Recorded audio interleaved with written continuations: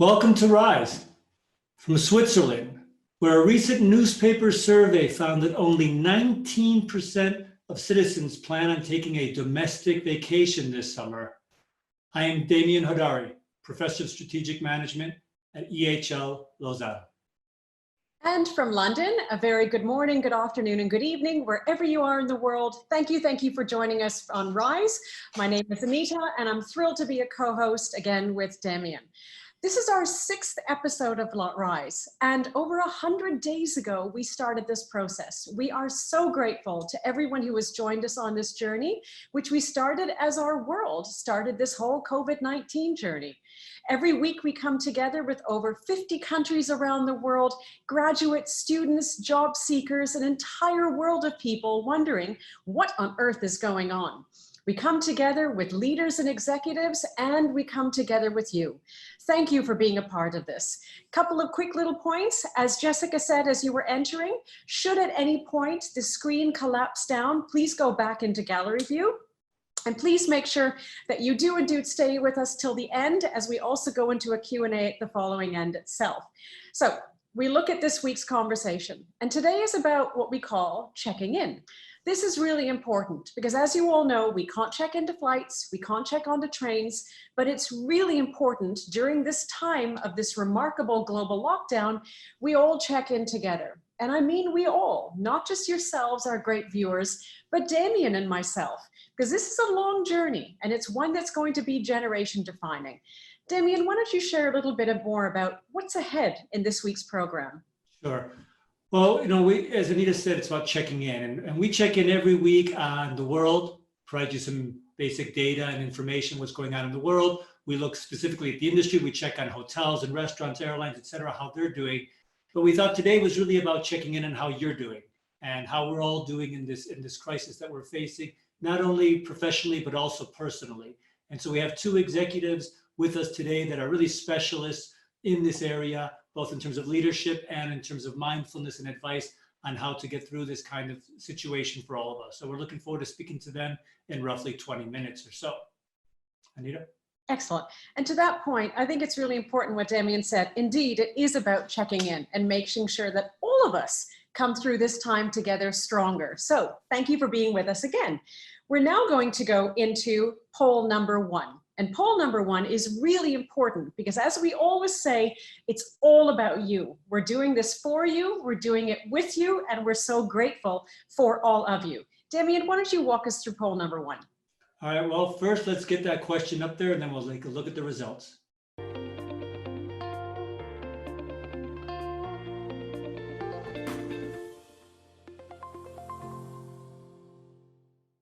Great, now we can see the results.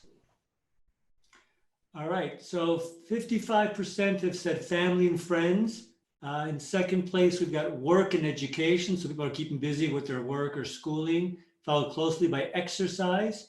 And in 4th and 5th, we've got new interests and hobbies. So people are finding new things to do and virtual connections, staying in touch like this with Rise. Anita, what do you think of those results?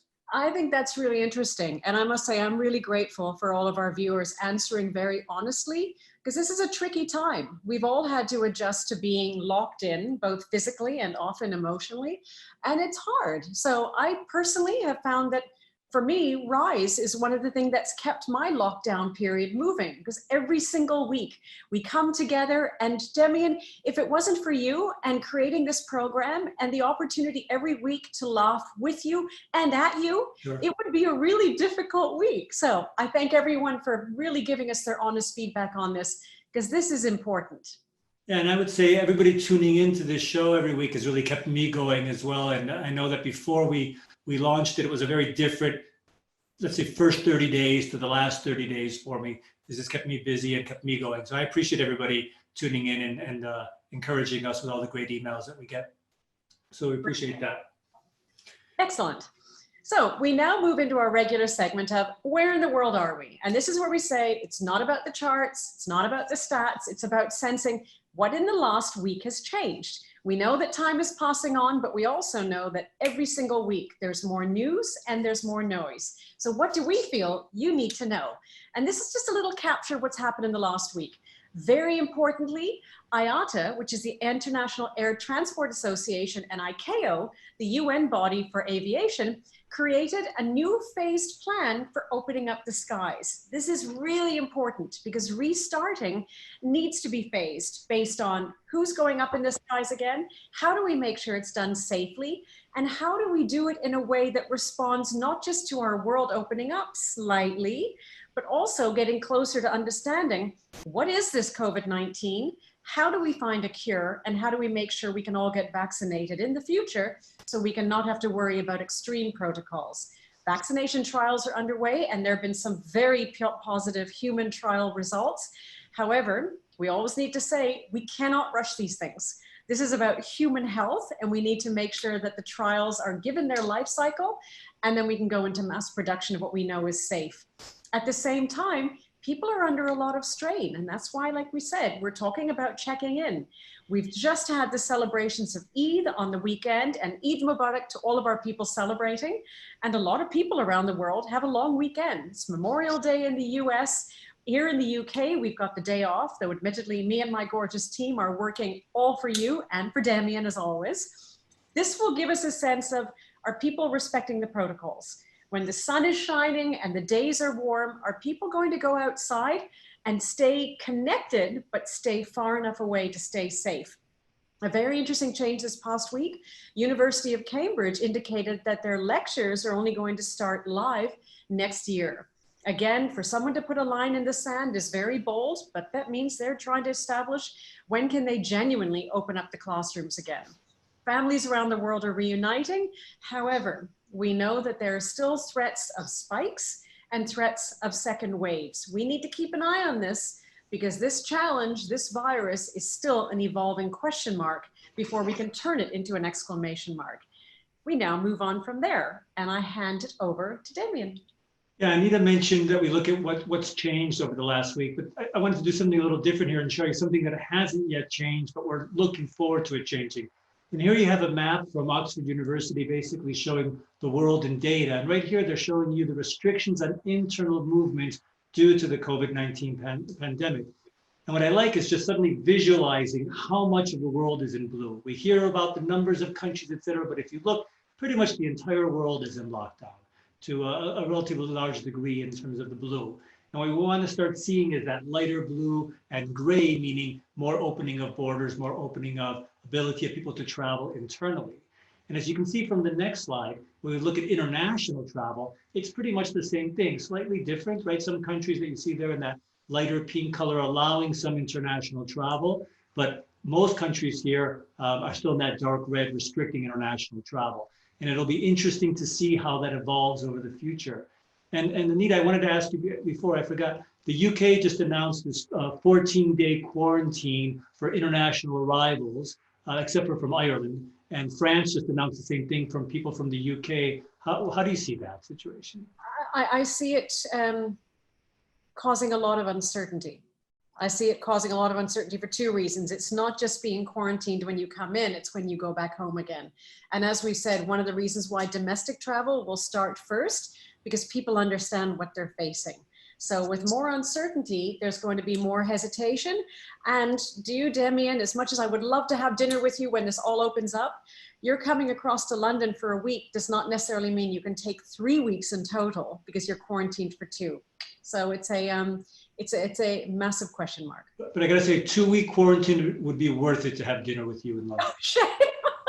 If we can jump to the next slide, we can see, I wanted to show you this number from the US. This is the rise in unemployment by age group. So you can see that this skews more towards young people. If you look, the 20 to 29-year-olds have lost 16 points in employment. The 20 to 24-year-olds minus 25%. And if you look at the older age group, I'm not going to say which one of us fits that age group, but you know who it is, has lost 12%. And I just want to point this out because I think the crisis is affecting everybody terribly, especially in terms of unemployment. And this is not tourism or hospitality specific. This is overall, but it is skewed a bit more towards the younger people who are disproportionately losing their jobs and struggling with careers. And we understand that. And that's one of the drivers for this show. That's what I got. So now we go from the world, back to our industry itself. How is this impacting all of us? And I've got a couple of slides for you as we spoke about the fact that earlier this month, it was Labor Day in China. And we found that hotels were suddenly getting very high levels of occupancy. Some of the stats came through in terms of how far were people willing to go in terms of traveling. And I thought this was really important to share from the point of view of confidence. What was very interesting was in terms of the Labor Day weekend, looking forward on how that's an indicator going forward, we've got a lot of people working ultimately between around that 3-hour mark. How far do they want to go? People want to stay closer to home for many reasons. A, concern about if they have something go wrong, can they get back home quickly? B, it's more places that people are familiar with rather than going somewhere unknown. Also, the unknown is not just geography, it's type of establishment. And that leads me to the next slide, which goes ultimately towards when people were traveling in China for the Labor Day weekend, where did they go? Interestingly, if you look at 2019 compared to 2020, traditional resort locations fell further down the list in 2020. Again, because of uncertainty of not just the geography in what are the considerations there in terms of protocols, will I be fine, but also what is the establishment? People are trusting city structures more than resort structures because of their ability to allow people to give space to one another and respect protocols. But also, if I'm at a resort and I'm not feeling well, am I comfortable to be able to take extra time to go back home? So this was very interesting to see how Shanghai, Guangzhou, and Beijing, first tier cities as we call them, actually came out on the top, a lot of it reflective of confidence. So while we initially thought city hotels might have less people because of density, interestingly, human nature is saying, no, no, no, no. I'm okay with density because I expect a city hotel to have better protocols. And I know that if I'm in trouble, I can get help quickly. An interesting indication of how people's minds are starting to open up as the doors are starting to open up. And then we go back to Demian. Thanks. This might be my day of maps. Here you have another map. This one's from our friends at STR. And what I just wanted you to notice was that the entire map is red and yellow, which is saying red, enforced closures, hotels are not open. Yellow and orange, hotels are allowed to open. And orange, that the domestic leisure travel seems to be active. Nowhere on the map do we see the green or the blue, meaning international travel, domestic business, or group business. And we do need to see those for the hotel industry to recover. So keep your eye on that. Tune into STR's weekly webinars if you want, and look for the map to start turning green and blue, which will be really the first sign that the industry is strongly recovering. You know, I'm not sure that all of you know who Scooby-Doo is. I know that he's a childhood hero of Anita's. And the reason I'm showing you this is because we're always talking about Netflix or Hulu or Disney Plus, but the movie studios have recently begun to launch movies online. And for example, here you have Scoob being offered at $24.99, $25. And they're expecting to generate over $100 million of sales from families that are willing to pay this to stream brand new movies. Universal did this a little while ago with Trolls, the sequel, and surpassed that number. And I'm bringing this up because of this famous dinner and a movie date that people used to go on, right? Is it going to be now after COVID-19? Come over, I'll cook because I've learned how to cook during my 100 days at home, and we'll stream a movie here. This could have big implications for restaurants that are part of that, you know, dining and movie night out. And the real reason is the entire world is changing. Our behaviors are changing. What we're looking for in leisure activities is changing. Where we're going to enjoy those leisure activities is changing. And if you're not paying attention to the peripheral industries that surround, for example, restaurants, you're being a little naive. And so to all these people out there concerned about restaurants, pay attention to what's going on around you because it will affect your industry as well. I must say that, Demian, I love when you show like you did with Scooby-Doo, because it was way past my bedtime when Scooby-Doo was on when I was in diapers. But it's really lovely that you open up the world of retro to our viewers. If it wasn't for you, we wouldn't have appreciation for our elders the way that we do. So thank you for that. You're welcome. Excellent. So now we have the 30-second challenge. And this is going to be quite fun because as we always do, and it's really important that we respond to your questions, as we always do, we have questions every week. Please do send them in for this week's show, but we have a couple of questions from last week that we want to make sure we answer. But how do we do that quickly and effectively and keep us all on our toes? So we have a 30-second challenge. Demian's going to ask me a question. I answer it in 30 seconds, or he will absolutely buzz me off the stage, and then I throw it back at him and ask him to answer it in 20 seconds. So, Demian, go ahead. Right. Here we go. Shrey asks, what elements do you foresee being adopted to personalize customer privacy, especially with regards to the general guest experience and from a health and safety perspective? It's a great point, and we know that data privacy was a huge issue in travel and tourism even before this. So put your clock down, Demian. I can see you looking at your timer. Bottom line, it's going to have an impact, but it'll be a good impact. And as we have with yellow fever cards when we travel around the world, the concept of health passports will expand, maybe just to include COVID-19. Will it have an impact? Yes. How? We're still to establish when we understand the vaccine and when we can come here, but it'll have an impact, and that's a good thing for all of us. Stop the clock. Pretty close. Okay, Demian, top that. And my screen did all collapse, people. So if yours did as well, remember, top right corner, just go back to gallery view itself, or full view rather.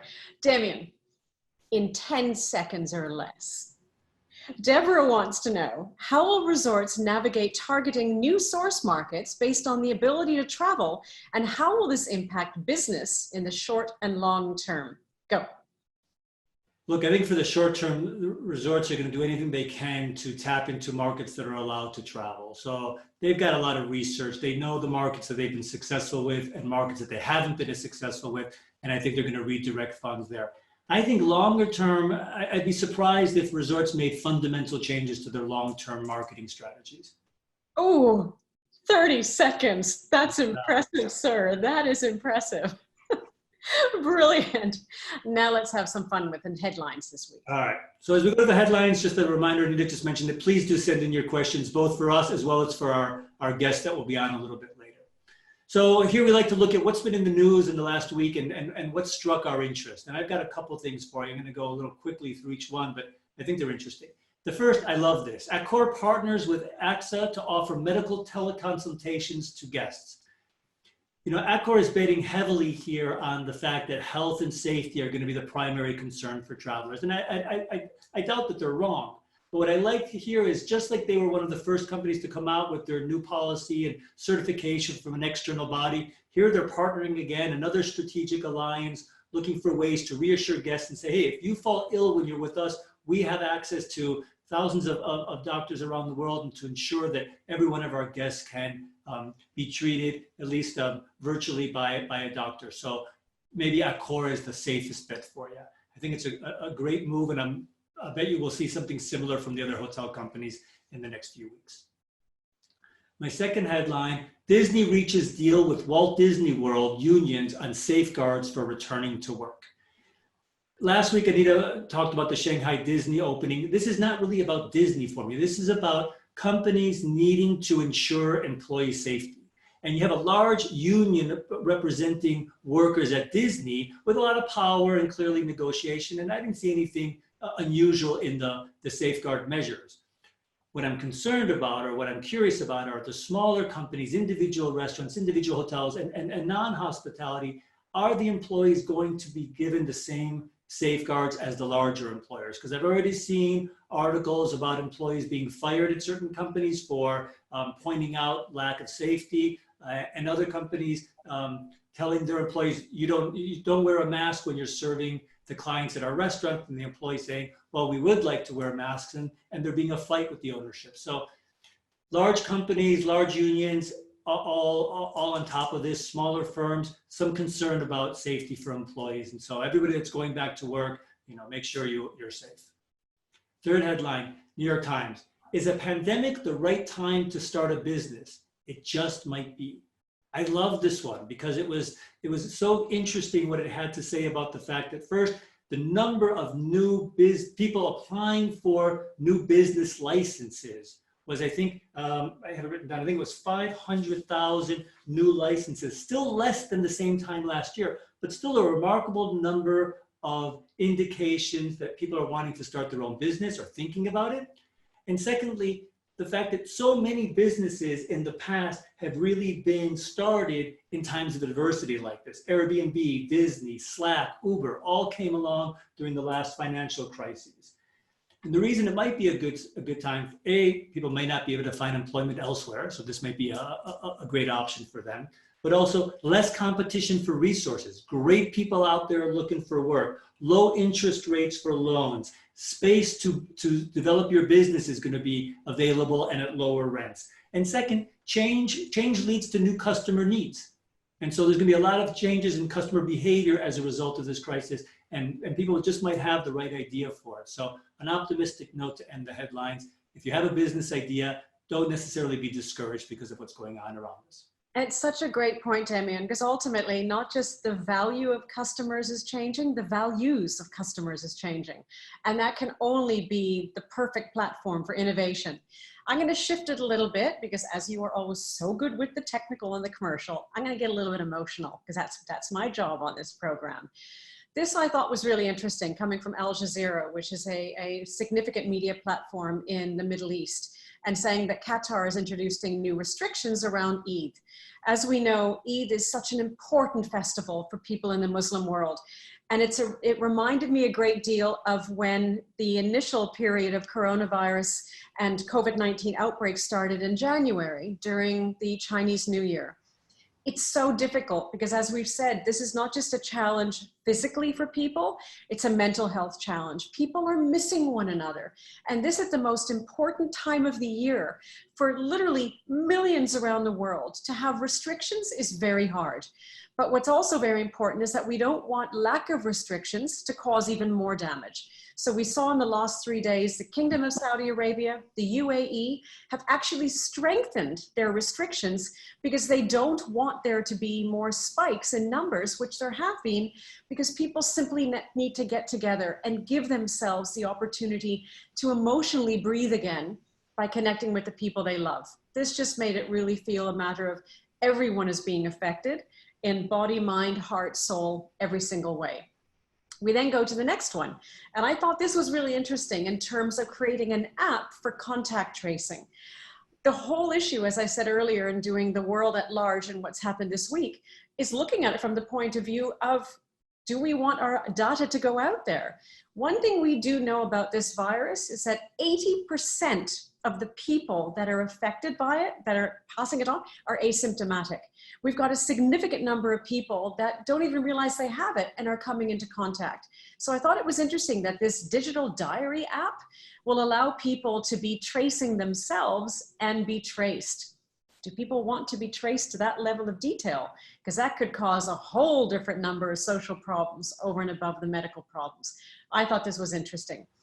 I agree. The video I'm going to show you is something that's very special to me, only because, as I've mentioned before, I have another boss aside from Demian Hodari, which is the Secretary General of the UNWTO. And I have a magnificent client I've had for over a decade, which is CNN International. CNN International recognizes their role in sharing absolutely facts-first news around COVID-19, but at the same time, making sure that the world is staying hopeful, that we will travel again, because ultimately our world needs it, our hearts needs it, our economy needs it. So, fresh sharing. This was literally created by CNN International for launch today. It's making an international reveal today. It's just been released. All the world is going to be exposed to it for the next 5 months, but this is something that's very special to my heart. Very proud of being associated with CNN and UNWTO, and very excited to see this literally in its first hours of global release to our audience at Rise. Tomorrow sounds good, with its new words, hot tips and best kept secrets, like local beats, touring bands and classic tunes. It's the cheer of birdsong, crashing waves and sleepless cities. Tomorrow looks good, with familiar faces, colorful characters, and deep blue seas, like nothing you imagined, everything you dreamed, bright as a canopy of stars. It's your first flight, first night in town, and setting off at first light. Tomorrow feels good with best laid plans, the best in town, and the best you've ever had. like sealed deals, bucket lists, and being there when it counts. It's a home away from home, the thrill of the unknown. In it together or alone. Tomorrow isn't a world away. Stay home for now. Dream forever. So I think that's very special and really incredibly excited to share this with all of our viewers at Rise. I love that we can premiere things or do things for our audience like that. Nicely done. We've got a second poll now, and then we're going to bring on our guests. So let's jump to that real quick. So we'd love for you to answer this question, and here you go.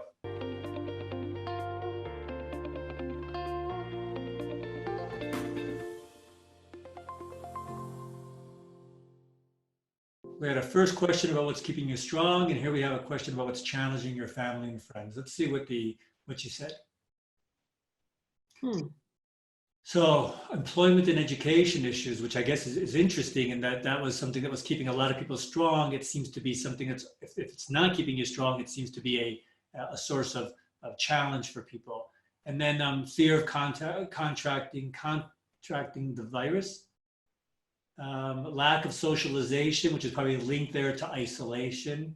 All right, so we've got some interesting things there. It doesn't seem to be the concern for others. It's probably strong for a lot of people, but isn't the most important issue here. So really, employment, education, and fear of contacting the virus.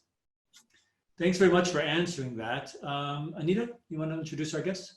I shall do, and thank you very much. And I'm very grateful that Demian has given me the opportunity to introduce these two new guests. As full disclosure, they are two leaders that I absolutely love, and I'm thrilled to have them with Demian on Rise this week. We've specifically chosen them. Firstly, it's the First Lady, Tracy Winde. She's a travel professional at heart, having started in the industry itself. She is now the founder of Momentium. She's a global coordinator, speaker, and strategist promoting specifically the whole idea of consciousness within the tourism industry and businesses. Perfectly qualified for this conversation. She comes from our industry, and she's now helping people understand during this time of industry slowdown and shutdown, how are we all coping so we come out stronger? We have joining her one of my favorite CEOs in the world, Puneet Chhatwal. He's the MD and CEO of Indian Hotels Company Limited, which includes the iconic, the historic, the exceptional Taj Hotel brands. And it's a portfolio of resorts and hotels that's created by a legendary leader and ultimately the Tata Group and the family itself. We are thrilled to have them. Both of them are champions in staying strong through staying true to who you are. And we thank you both for being with us. Yes, welcome Puneet, welcome Tracy. I want to start with your reactions to those poll results. As you saw, most of our audience, or the number one issue challenging their family and friends, were employment and education issues, followed by the issues of the virus itself and the dangers of contracting it. So maybe Tracy, we could begin with you. Does that surprise you and about the employment education issue, and what do you think about that?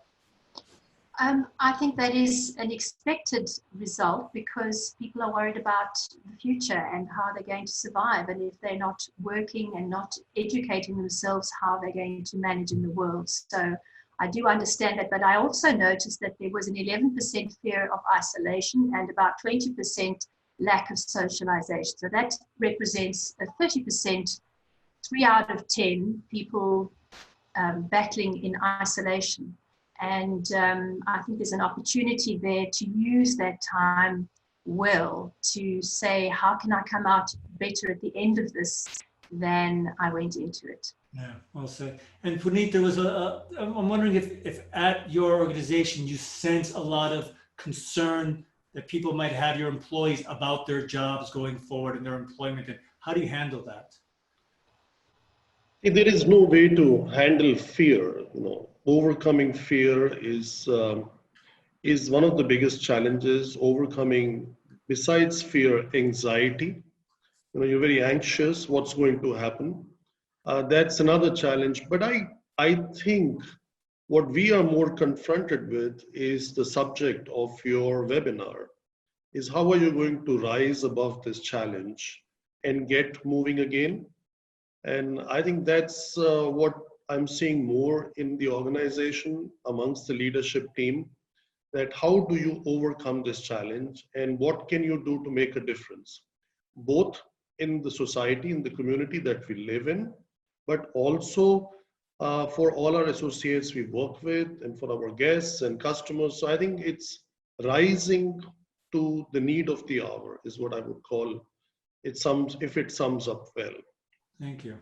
Can I build on that? Because I think, and to both of you, exactly as you're saying, fear is very distracting. Isolation is very distracting and it can be consuming. But how do we, as we've said with Rise, how do we make the most of this time? People have a chance to pause and really look at their quality of life in terms of taking care of themselves and taking care of others. How do you both feel we can look at what we are going through right now as a source of strength to almost re-engineer our re-entry rather than simply getting paralyzed by the, I don't know what the world's going to be like out there? Tracy, your thought on that? So, Anita, I think it's so important to take this time and not to look at it as a terrible time, but to say this is a sacred time of opportunity. And it's difficult, and we can all acknowledge that, and it's okay to say this is a difficult and terrible time, and it feels unfair, and there are lots of disappointments. But what you can do with that is use the word rise. And so I did a little exercise to bring mindfulness and expansion into this time now, where if you take the R from rise, it's a chance to reconnect. Most of us are not at work, we're at home. So how do we reconnect with who we really are, which is not our job and it's not our career? And then with the I, it's time to inhale and exhale. Take that breath. And the S is a chance to self-nurture and say, what is it that is important to me? What fills my cup? What can I do for myself? And then the E comes after that, which is the exploration of the creativity that is in us and which we can find if we take the time to self-nurture and spend time in silence. So using the word rise, you could remind yourself every day while you're in isolation, rise. Say the letters to yourself and just remember this is a sacred time and we have a chance through every minute of this day to nurture and nourish. And we can't help but grow from that. This is an opportunity we've never had before, where we live in such busy times and there's never time to do this. And so I would encourage people to take this time just to slow down and breathe and nurture yourself, and out of that will come the answers that we need for the new world of tourism that is being created. I love that you've in an unstructured time, you've given structure. I think that's really special. And Puneet, that links to yourself because you also, through the Thaj group, know the power of language and giving structure through the concept of Thajness. Can you please explain what that is? Well, firstly, I was speechless when the First Lady was talking about rise. Oh, she so I started building my own blog. Now I have to give a try. So I said, this is the time to reimagine, innovate so that the industry can survive, eventually revive, and for long-term thrive, and never forgetting to empathize. And that empathy part brings to Thajness. See, Thajness is the short form Taj, stands for trust, awareness, and joy. And these are the core values of the brand, which is coming from the house of Tatas. And the founder had created this philosophy that the community is not just another stakeholder, rather the purpose of the existence of any business. And so for 150 plus years, we have been doing that, service to the nation, while reimagining, reinventing, and, recreating ourselves and the new businesses, but has never forgotten the service to the nation. And that is inculcated in all the group companies. Somehow or the others, the ethos, the pathos, they reflect this kind of a philosophy of the founder. And we are, as Indian Hotels, the oldest operating company. There were companies formed before us, but we are the only company which is the oldest operating company of the group. Have it very strong in our DNA, and it really defines us on who we are. And we decided to not create new words like stay safe with us, stay safe with what Accor is doing or what Hilton is doing. We thought this is an opportune moment to take Tajness to the new level. So we are going out in the next few days with the slogan of Tajness, a commitment re-strengthened, and which will include all these things which are required or will become a part of the new normal, whether they come from IATA or they come from the governments or they come from the local authorities and wherever we are doing businesses. Nice. Brilliant. I must say, taking that, Demian, I'm going to give you some time to think about your response to the acronym, because I know we've got a couple of questions that have come through from our viewers. But I will ask you what your acronym will be for RISE. I'm going to think about that. You want to jump to the audience questions now then? Perfect. All right. Let's see what we got. Sarah, you got a question? Sarfraz asks, will social distancing affect hotel rooms and airfare rates? Puneet, maybe you want to take that one? Yeah, I think the airfare rates will in the short term go up because the people who will travel and will be less sensitive to what the rate positioning is. And at the same time, that little demand has to cover the cost of the entire travel. So I do expect the rates eventually to go up. That's definitely the case. When it comes to the hotels and rooms, I think a bit of more contactless service, but otherwise the room will still have a bed, it will still have a bathroom, it will still have some form of desk or chair to sit and write.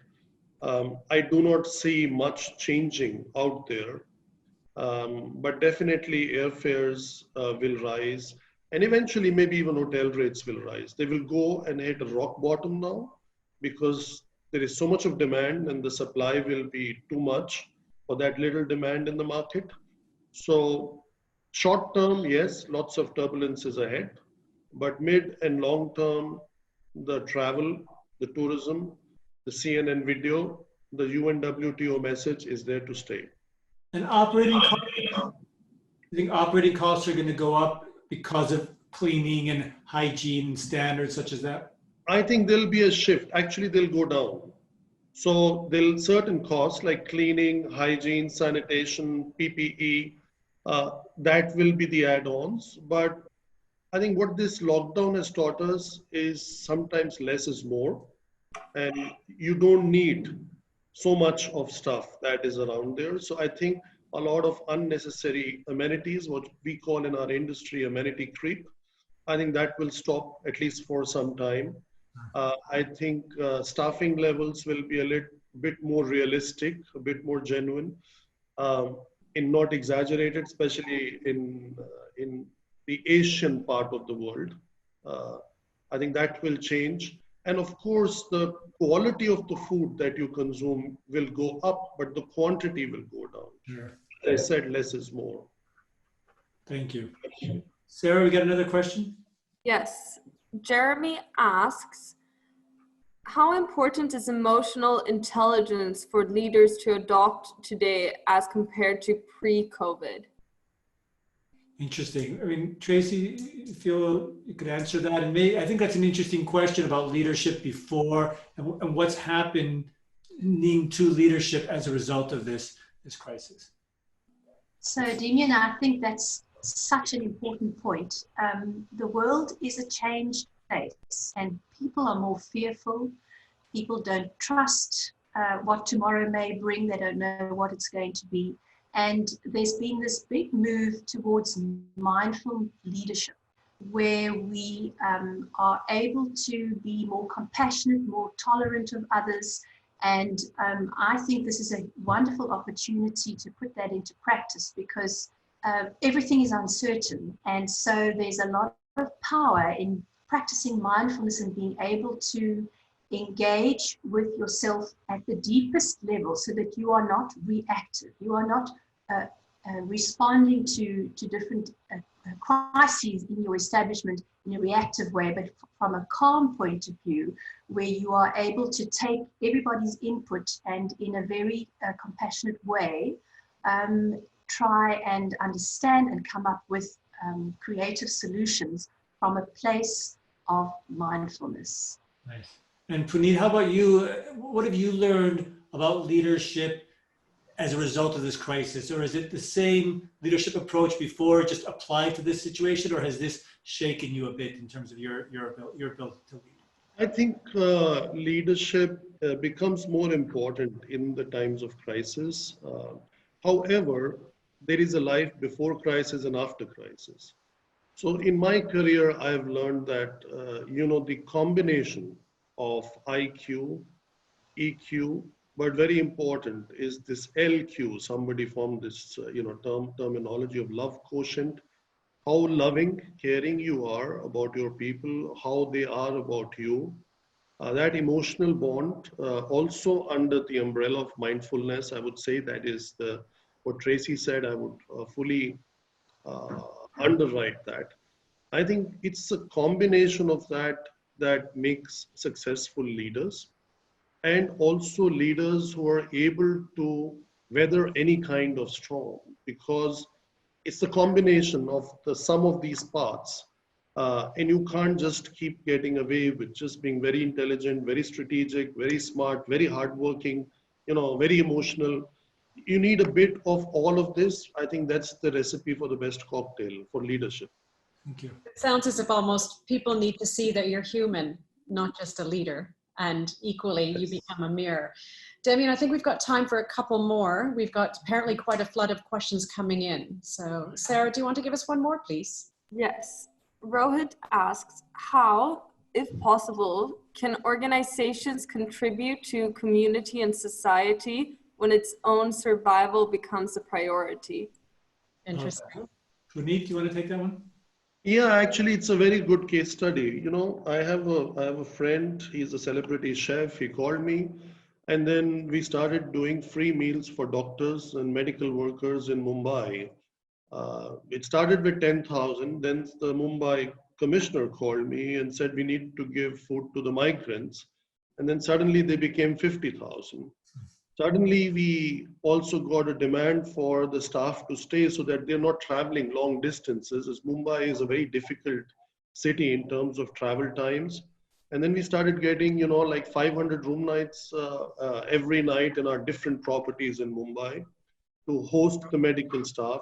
Suddenly, what started as a social service started, reducing our costs or our losses, because mostly hotels were shut. Then we have all these immigrants coming back, or the repatriation flights we call. So, Taj started becoming a brand of choice. There are videos on social media, which some newspapers and other people did. And finally, we did one too. We have already served more than 1.6 million meals. And we have had more than 20,000 room nights hosting these kind of medical staff. And out of nowhere, even if very little revenue came, suddenly revenue started pouring in. And these services were carried out under the mandate of a trust that we have called the Taj Public Service Welfare Trust. And a lot of institutions and companies, including Tata Group companies, started giving us funds and said, please don't stop. Because when we started, we had funds for 2 weeks, then it went on to 4 weeks. The lockdown in Mumbai is in the 9th week, and we are continuing these services in the 9th week. And whether it's a bank from UK or it's a bank from Germany to Tata Group companies to many others gave us so much donations that we continue to do this service. And that's why I say these things go hand in hand. You can't have a plan for this. If you are human, if you have the right core values, and which leads to mindfulness or the right karma, somehow the money starts flowing in, new sources come up, which you had never thought of before. I And if I could just ask, I know we're tight on time, but I want to build on what Puneet has said and ask a question to Tracy. Because Puneet, you made an important comment about how the business is adjusted to do the right thing now, right now. And Tracy, you and the Honorable Premier have been exposed to a number of companies in travel and tourism and in general who have made exceptions and are doing the right thing, and they'll figure out the long-term impact and how they rebuild the finances, etc. Are you able to quickly explain how do you find that approach is being accepted to, as Puneet says, generate the revenue later to make up for the right decision to act right now? So Anita, the right decision is always the right decision, no matter the circumstances. And I just think it's not about so much an industry as a whole, but about individuals who make the right decision.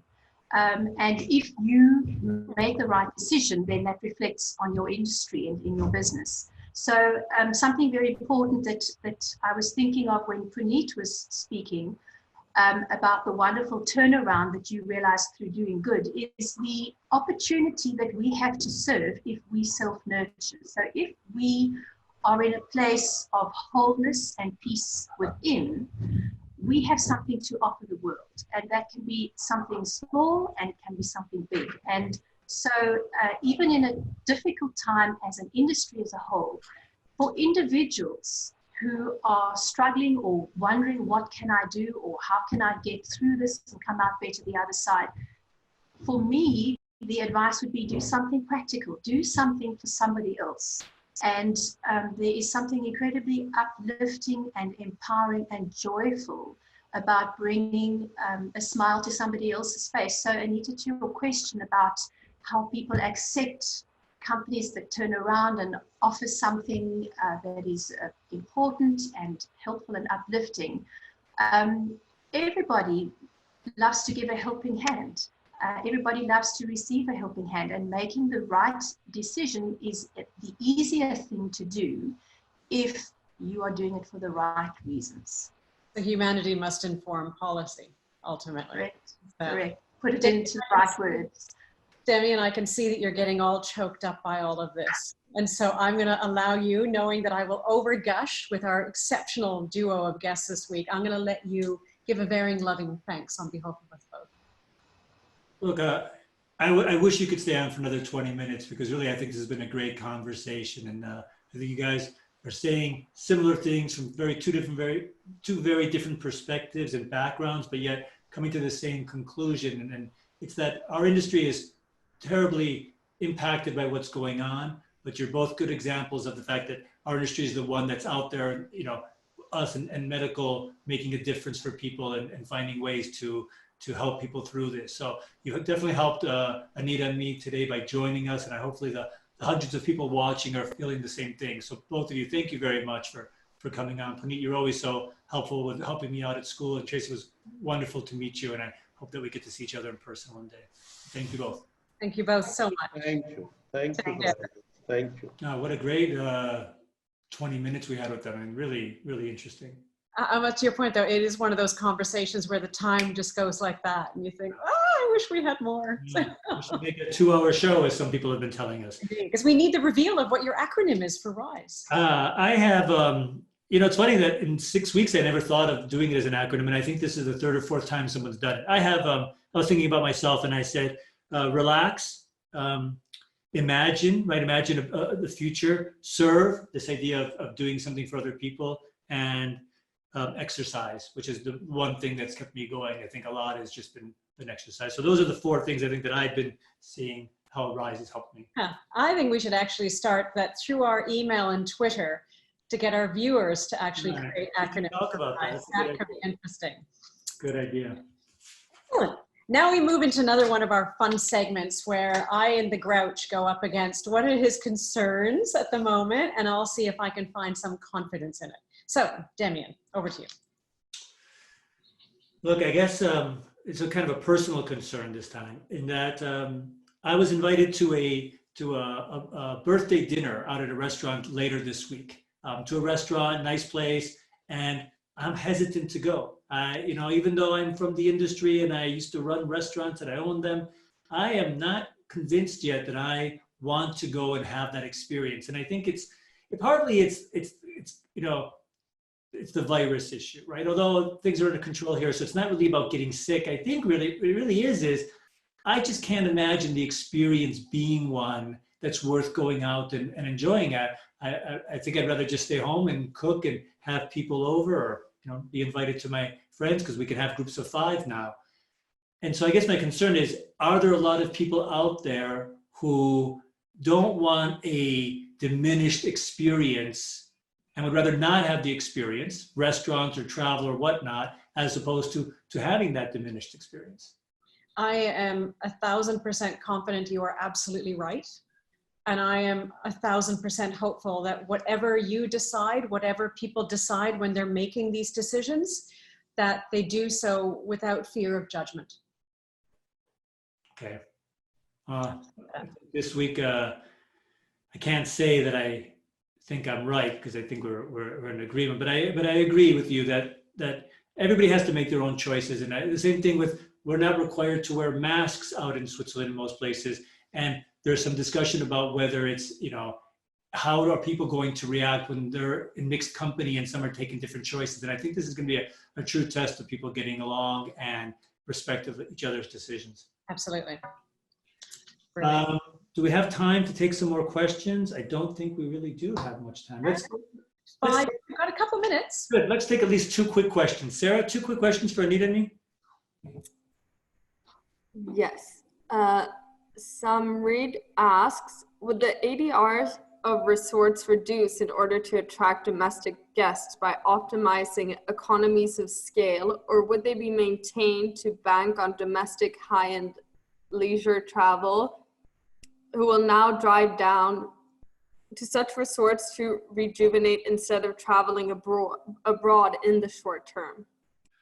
Okay, long question, but I think, as Puneet said, there's so much supply right now and so little demand that even with increased domestic demand, because people aren't going international, it's not going to make up for the international travel in most places. So, it's a law of supply and demand, and I think rates are coming down.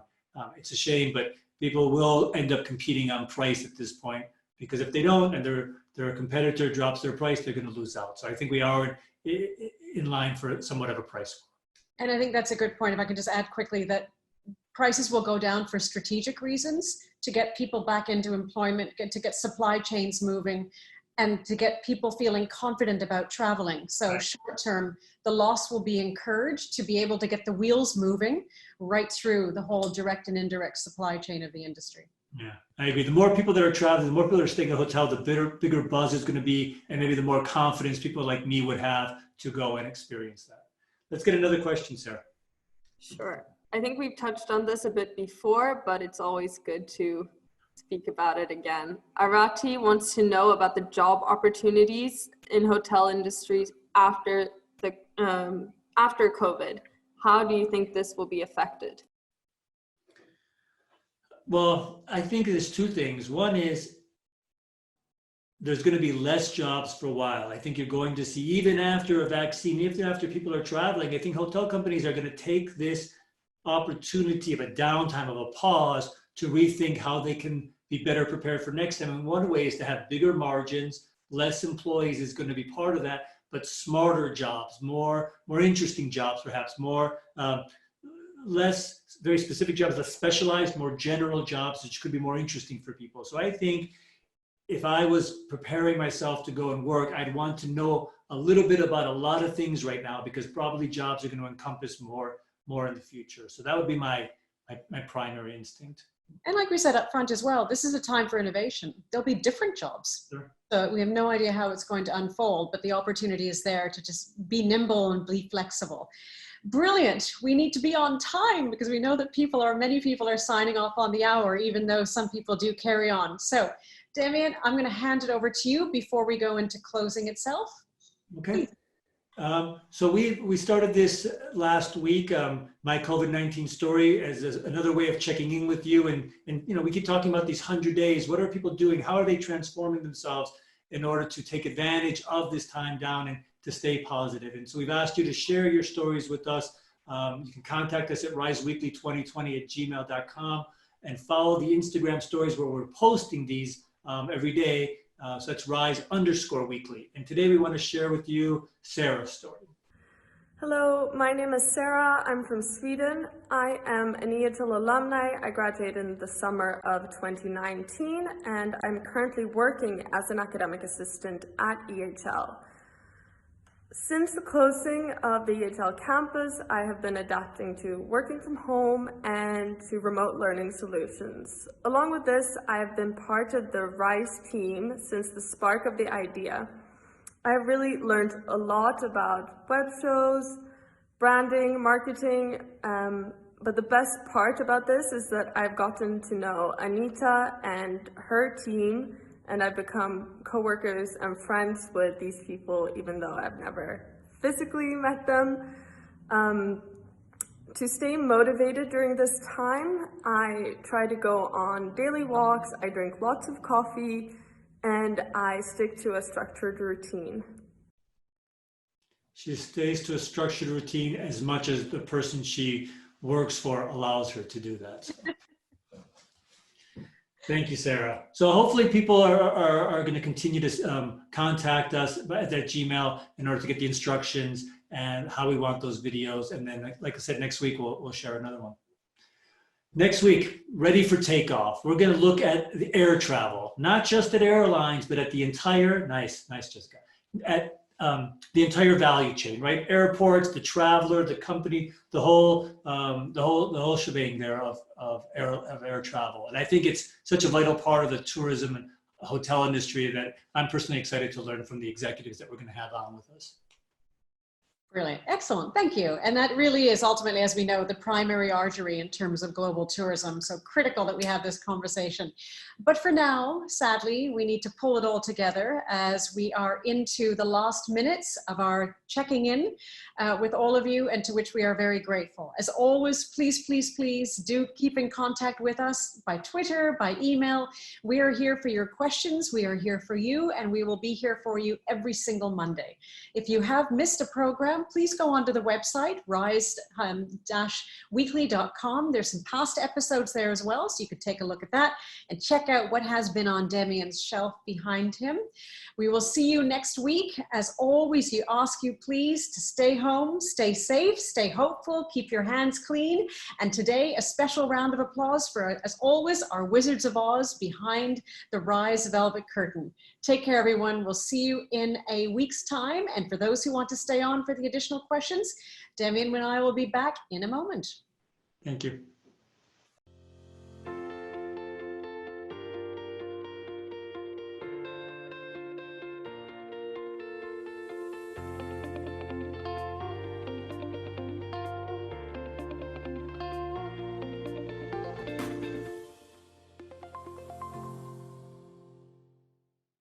All right, we've got apparently a lot of questions, so you can still send some in, and Sarah, maybe we can jump right into it.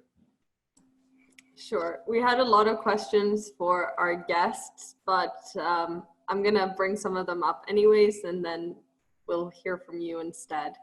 Okay. So we have from Felipe. Do you think that people will be so used to accessing wellness and well-being through at-home solutions, such as applications or web platforms, that they will be reluctant to travel for this purpose? Oh, that would have been a really nice question to talk with Tracy about. Look, from what I've been reading, and I love looking into wellness, there's a lot of optimism about wellness going in some very positive directions, and people are starting to realize how important their health and well-being is. And so there's going to be a lot of, I think, innovation in this area. So I agree. I think people have gotten used to these apps and exercising at home. And there's a lot of concern that people won't go back to gyms and they'll save that money because they've learned how to do it alone at home or with these apps. So I'd be concerned more on the gym side. I think the travel and wellness and well-being is a different area. I don't think the app exercise approach substitutes for that. So I think the people that used to travel to go and to spas or to retreats, I think that will not be substituted by the technology. And I think it'll take a while, but I think that will come back, and it may come back stronger than before, because more people will recognize that they don't want to do the mass travel, but they want to have special travel, more meaningful. And I think you'll see more of it go towards wellness. I think if I can just add to that, I think, Demian, you're 100% correct. The wellness category will continue as very much focused on wellness, but well-being will need to become more a part of the ongoing DNA of the hospitality experience. 100% agree with that. Great. Okay, next one. Yes, Shrey asks, do you believe psychographic factors will take, precedence in employment processes and consumer segmentation, specifically regarding consistency, loyalty, performance, and communications? That's a great question. I must say, I think to Shrey's point, the criteria is going to shift, and that it's not just exactly as what Puneet was saying. It's not just the IQ, it's the EQ and the HQ, because we found that especially when it comes to leadership, whether it's small teams, large teams, at whatever level, the human capital component is now being enhanced by the EQ and the HQ, because a lot of people with exceptional technical skills have really struggled during this time because they didn't have the EQ and the HQ skills. That's a good point. Anything on that, Demian? Because I know you're very EQ. Yeah, no, I think you got that. I think you're good. Let's take another one, Sarah. Yes. This was, I believe, for one of our guests, but maybe you have some insights on this as well. What kind of hygiene practices do you think are planned for housekeeping to make rooms more safe after lockdown? I've been reading quite a lot about this, actually. I can't remember all the details. Some of the things that have struck me are, right, one is your room is going to be cleaned more intensely before you arrive. Some hotels are going to put a seal around it, like you sometimes maybe still see on toilets in hotels, to tell you no one has used this since it's been disinfected. So you'll know nobody has been in this room since it was cleaned and disinfected. More stronger chemicals, there's these, I forget what they're called, but a certain kind of machine to, ultravioletly kill more of the bacteria. You're going to have less things in the room that need to be cleaned and touched. I've heard about remote controls being put in plastic bags, again, to say no one has touched this. No pens in the room, no mini bars. So I think it's a lot about that. In terms of the process of cleaning, I don't have the details on that, but you can go to almost any hotel company now, just Google their name, COVID, and cleanliness, and you'll see the new policies they have, and they're pretty much the same, I would say. You know what I struggle with on this whole thing, Demian, though, is that I agree with you. And interestingly, whether it's airplanes, hotels, whatever, they were already cleaning before. People now want proof. So to your point, they want to see the little paper across the toilet. They want to see the plastic bags. That's an interesting one, because again, I keep saying, I don't want to go to a resort, want to go swimming and smell bleach everywhere. That how is the proof going to impact the quality of the experience? It's invisible. This thing is invisible. So the proof of cleanliness is not necessarily the removal of the bacteria, because no one can tell. The proof of cleanliness is the additional packaging on top of the experience. It's that you're going to have more trust that it's going to be clean, as opposed to the fact that it's cleaner. Exactly. Yeah. Sarah, you got another question? Yes. Anonymous asks, what impact can struggling in the early stages of one's career have in the medium to long term? And do you have any advice for recent graduates or young professionals currently dealing with this? Look, I'll take the first part of the question. I think it's about this resilience issue. I think it's not about struggling. It's about how do you manage that struggling? Do you succumb to it and just say, there's nothing I can do? Or do you find ways to deal with it? Are you taking advantage of the 100 days? Are you building your CV? Are you learning new skills? Are you doing things that are going to be able to, something you're going to be able to talk about when you're out there again? So again, the saying of whatever doesn't kill us makes us stronger. I think it's partly that. And, to be honest, it's easy to say it. I'm still employed. I'm older. I'm somewhat secure in where I'm at. So I don't know how I would have reacted, 10 years ago when I was 20 years old, right? I don't know how I would have reacted to that. You missed my joke, Anita. But it's interesting. Sorry. But let me just finish one thing. So I think it's about that. Everyone's struggling. We're all struggling in somewhat different ways and with different things.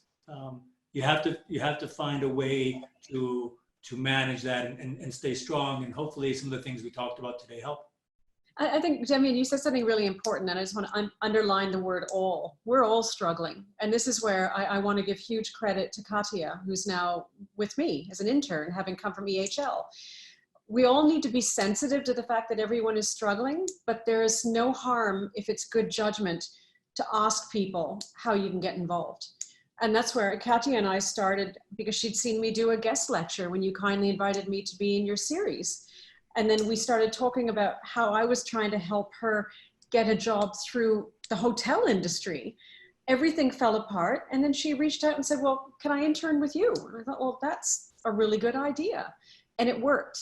So it's a situation of what have I got to lose by asking, as long as one is not being insensitive to the context.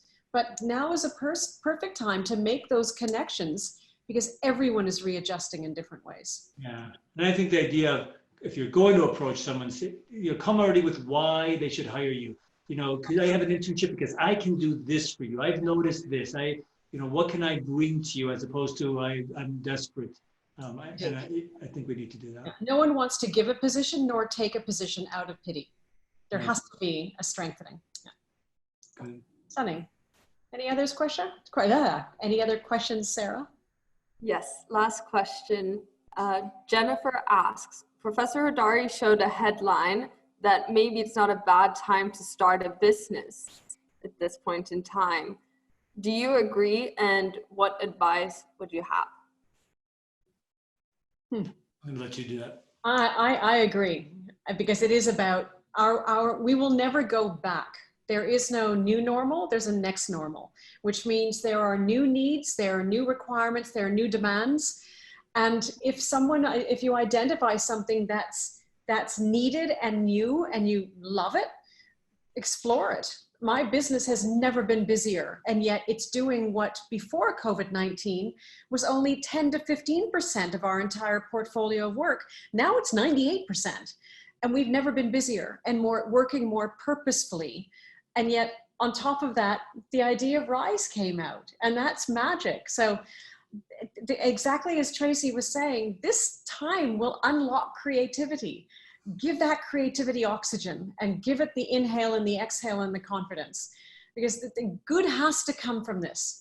Good has to come from this. We just need to find the signs for it.